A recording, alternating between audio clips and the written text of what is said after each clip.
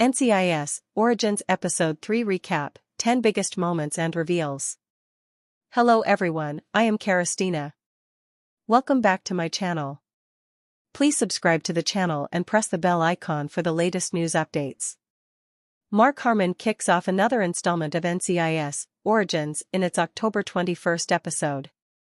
NCIS Origins Season 1, Episode 3, Bend, Don't Break, marks the series' first episode following the double NCIS Origins premiere. Enter Sandman, introducing Austin Stowell as young Leroy Jethro Gibbs.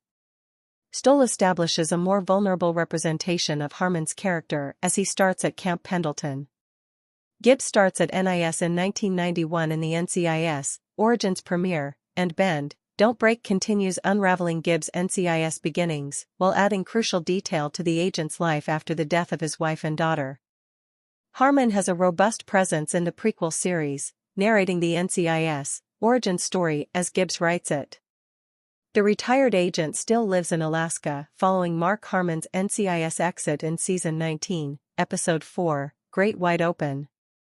It appears that Gibbs' retirement has done some good for the former agent and gunnery sergeant, allowing Harmon's original Gibbs character time to reflect on stories that shape his career. While Harmon's prequel series is the story of what happened after he lost his wife and daughter, it is also about Lola Dominguez, and Episode 3 continues building both stories. 10. Gibbs put off having a funeral for Shannon and Kelly after their death.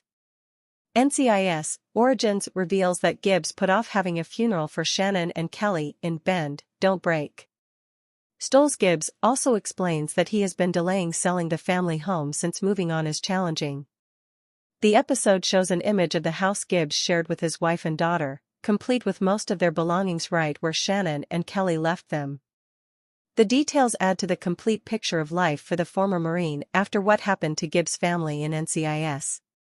Jethro's extension of the timeline of his wife and daughter's funeral also explains the presence of Robert Taylor's Jackson Gibbs in the NCIS Origins premiere. NCIS lore suggests that Jackson Gibbs is estranged from his son following the funeral of his daughter-in-law, so putting off Shannon and Kelly's funeral gives Jackson Gibbs more time in the prequel series. 9.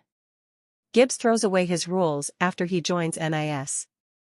NCIS Origins also reveals a shocking detail about Gibbs' code of ethics in Episode 3.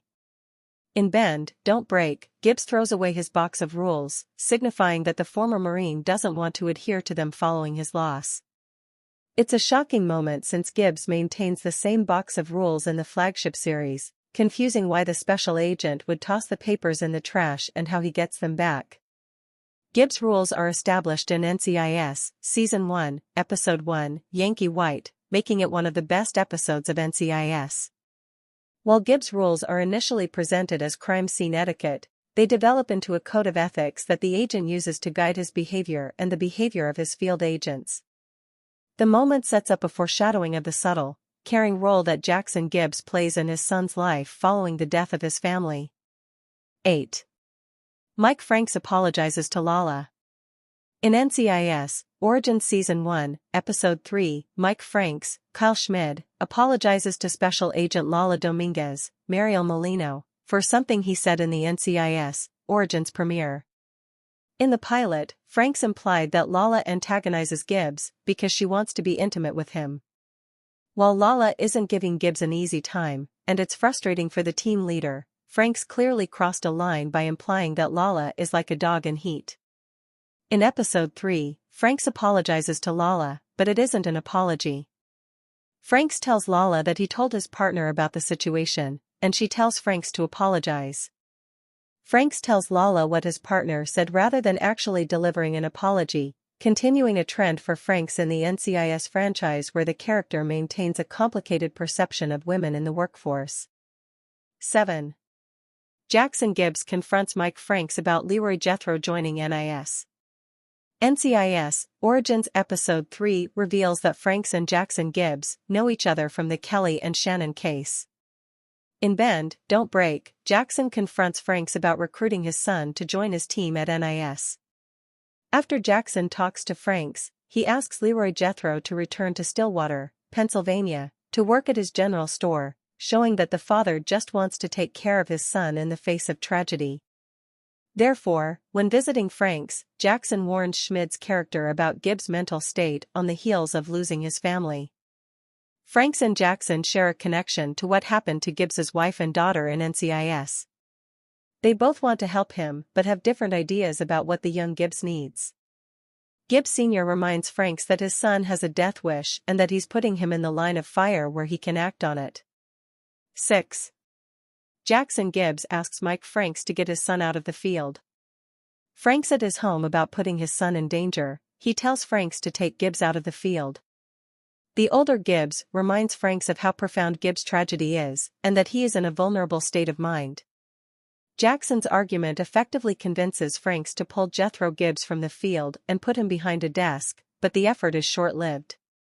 Gibbs decides to self-mandate that he is back on the field, showing up at the mall and interacting with their suspect despite warnings from Randy, Caleb Martin Foote.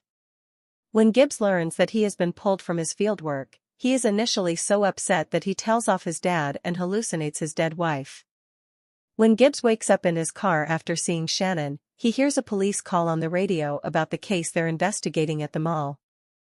Gibbs decides to self-mandate that he is back on the field, showing up at the mall and interacting with their suspect despite warnings from Randy, Caleb Martin Foote. 5.